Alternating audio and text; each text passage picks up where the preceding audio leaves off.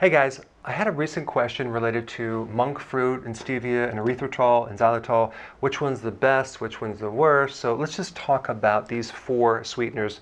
Monk fruit and stevia and erythritol all have a 0 glycemic index, so they will not increase insulin. Okay. Xylitol on the glycemic index is 30, so it's low, but it's still a little spike. If you consume this one in small amounts, it should not be a problem.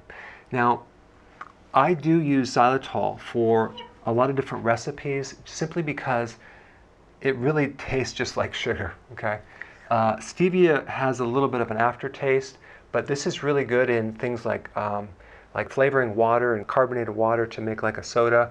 And it's good in certain recipes. Monk fruit also has a slight little aftertaste. It's really, really sweet, so you don't need much of it. But both of these are very similar.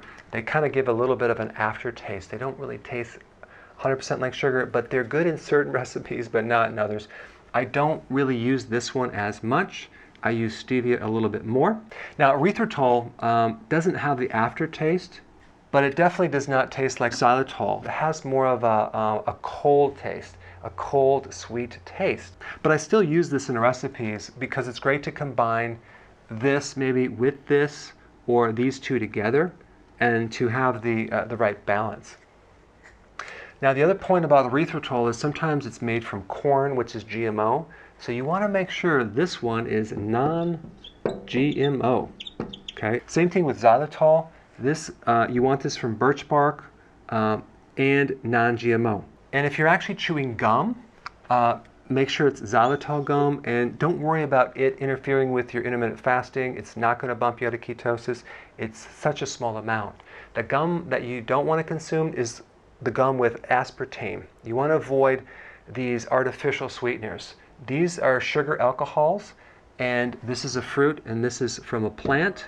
So these are totally fine. There's a lot of other sugar alcohols and natural sweeteners that you can do, but these are the common ones right here. Between these two, I found this one tends to give people a little more digestive problem if consumed in larger amounts. This one can be as well, but if you're having small amounts, it doesn't seem to be a problem. But when you start making these keto bombs or these recipes, boy, it just tastes so good, you want to eat a lot of it, well, then you'll start getting some problems because they can act as a laxative or give you gas. And sometimes you'll hear this idea that if you consume anything sweet, whether it's monk fruit or stevia, even though it's 0 calories, it's still going to spike insulin. I've never had a problem with that. I never see a problem with that. I wouldn't worry about it. Thanks for watching.